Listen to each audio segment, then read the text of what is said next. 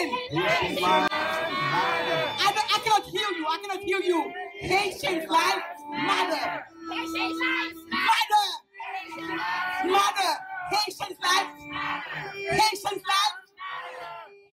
Pregnant women who are being hospitalized or who are dying right now because of what they went through. Children who do not know where their parents are because they lost them through the journey. So today is a call to action for all of you here to be an ambassador.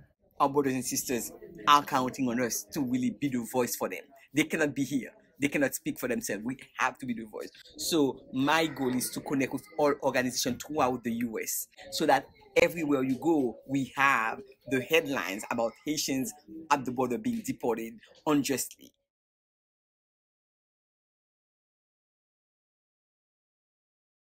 It wasn't just about preventing entry. It was perpetrating humiliating practices pursued by horses, people using whip. And that triggers also all kind of reminiscences about, right, slavery. Now, what needs to be changed, given what we saw? The treatment they received at Del Rio, it says something that's more at the core of what certain people believe. They believe that the Haitian asylum seekers are not entitled to stay in the US because they are who they are, and that's an expression of racism.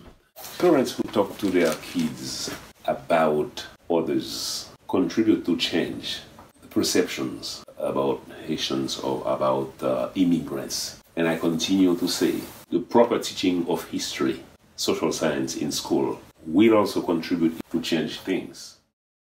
Love him well.